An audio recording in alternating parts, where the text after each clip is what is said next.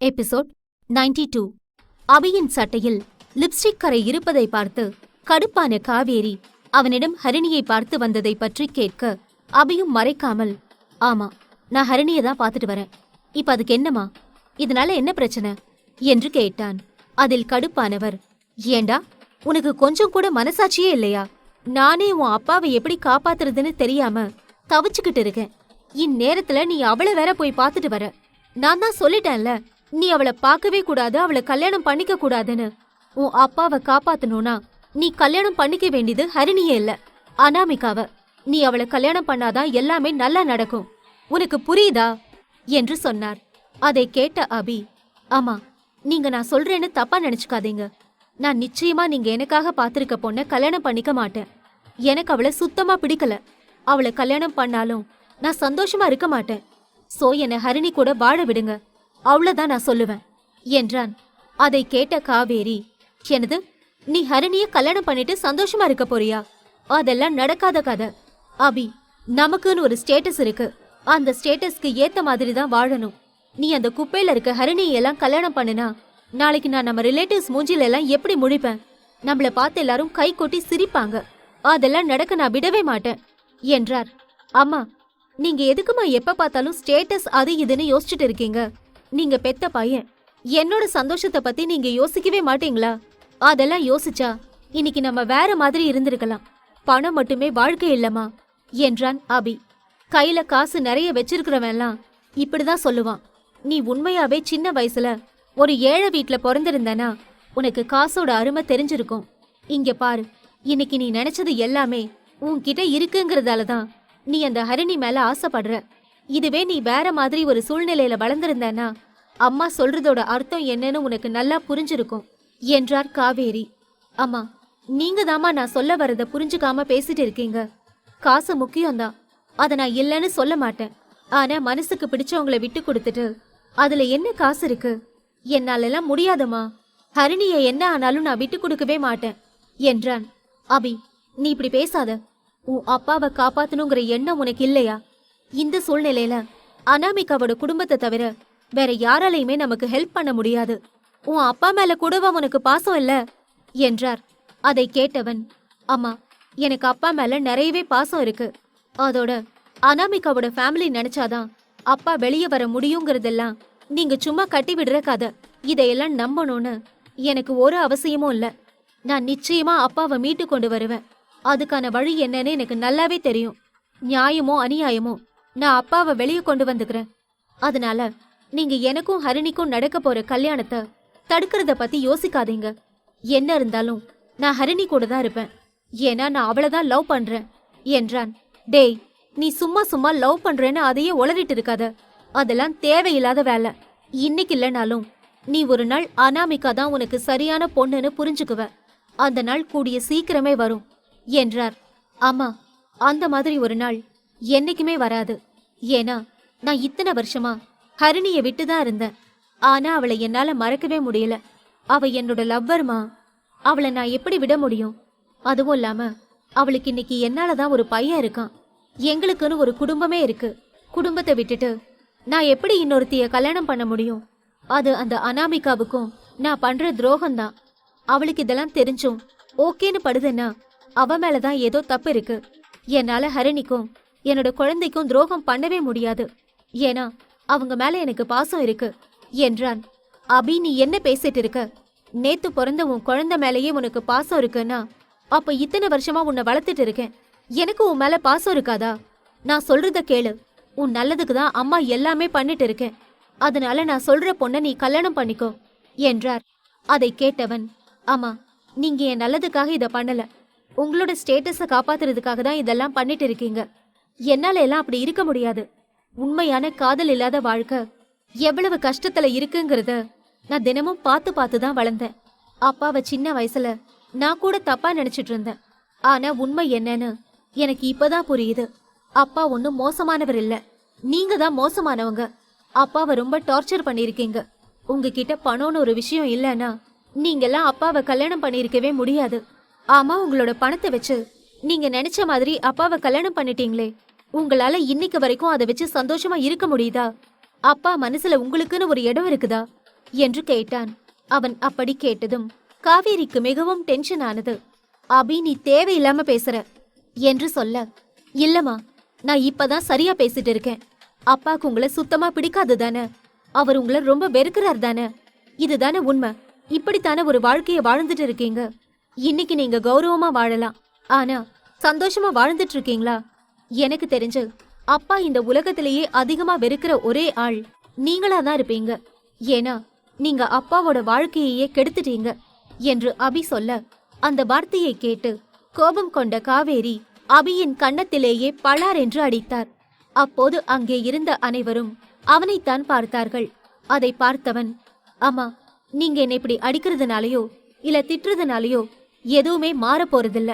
நான் என்னைக்குமே என்னோட ஹரிணியை தாண்டி வேற ஒரு பொண்ணை கற்பனையில கூட நினைச்சு பார்க்க மாட்டேன். அதோட எங்களோட குடும்பம்னு ஒண்ணு இருக்கு. எனக்கு அதுதான் முக்கியம். அப்பாவை எப்படி காப்பாத்தணும்னு எனக்கு தெரியும். அதனால நீங்க அதிகமா யோசிக்க தேவையில்லை. நீங்க இங்கிருந்து கிளம்புங்க என்று சொல்ல, அபி, எதுக்காக நீ இந்த மாதிரி குடும்பம் குடும்பம்னு பேசிட்டு இருக்க? இன்னும் ஒரு வருஷம் தாண்டுனா அந்த பையன் உயிரோட இருப்பானானே தெரியாது. உனக்காக ஹரிணி அந்த மாதிரி ஒரு நோயாளி பையனை தான் பெத்து வச்சிருக்கா. அதையும் தாண்டி அந்த பையன் உயிரோட இருந்தாலும் நீ அந்த குடும்பத்தோட சந்தோஷமா வாழ நான் விட மாட்டேன். உன்னோட அம்மாவை பத்தி நீ என்ன நினைச்ச? உங்க அம்மாவால எது வேணா முடியும். நான் நினைச்சா அந்த குடும்பத்தையே இல்லாம பண்ணிடுவேன். உன் ஆசைக்காக அந்த குடும்பத்தை சின்ன பின்னம் ஆக்கணுமான்னு நீ யோசிச்சுக்கோ என்றாள். அதை கேட்டவன், அம்மா, என்னதான் இருந்தாலும் நீங்க தானே என்ன பெத்தீங்க. அதனால உங்களோட இந்த மோசமான மூளையில கொஞ்சம் எனக்கும் இருக்கு. சோ நீங்க அந்த குடும்பத்தை ஏதாவது பண்ணணும்னு நினைச்சு டச் பண்ணீங்கன்னா முதல்ல நீங்க என்னதான் ஃபேஸ் பண்ண வேண்டியது இருக்கும். அதை முதல்ல புரிஞ்சுக்கோங்க. நான் ஒன்னும் அவ்வளோ சீக்கிரம் இதை எல்லாத்தையும் சும்மா விட்டுட மாட்டேன். நிச்சயமா என் குடும்பத்து மேல கை வச்சா நானே உங்களுக்கு எதிரா நிப்பேன். என் குடும்பத்து மேல கை வைக்கணும்னா முதல்ல நீங்க என்ன தொடணும். முடிஞ்சா மோதி பாத்துக்கோங்க. அம்மாங்கிற காரணத்தினால நீங்க என்ன அடிச்சாலும் சும்மா இருக்கேன். ஆனா என் பொண்டாட்டி புள்ள மேல கை வச்சா கண்டிப்பா சும்மா இருக்க மாட்டேன். பார்த்து இருந்துக்கோங்க. அப்புறம் என்னோட கோபம் என்னன்னு நீங்க பார்க்க வேண்டியது வரும் என்று சொன்னவன் அங்கிருந்து செல்ல, காவேரியும் மிகுந்த கோபத்தில் இருந்தார். அபி கார் பார்க்கிங் வந்தவன் மிகவும் டென்ஷனாக இருந்தான். அவனால் தன்னுடைய அம்மாவின் பேச்சை ஏற்றுக்கொள்ளவே முடியவில்லை. இத்தனை நாட்கள் காவேரியை பற்றிய பிம்பம் அவன் மனதிற்குள் நன்றாகத்தான் இருந்தது. ஆனால் இன்று அதெல்லாம் உடைந்து போய்விட்டது. அவன் அந்த கோபத்திலேயே அங்கிருந்து சென்று விட்டான். அடுத்த நாள் விஸ்வா மற்றும் யமுனா இருவரும் தியேட்டருக்குத்தான் வந்திருந்தார்கள். முதல் முறை தியேட்டருக்கு வந்த பொழுது பல சம்பவங்கள் நடந்ததால் அவர்கள் இருவரும் படத்தை பார்க்காமலேயே சென்றிருந்தார்கள். அதனால்தான் இன்று படம் பார்க்கலாம் என வந்திருந்தார்கள். யமுனா ஏற்கனவே படத்தை பாதி பார்த்திருந்ததால் அவள் இந்த முறை படத்தை பார்க்கும் பொழுது தூங்கிவிட்டாள்.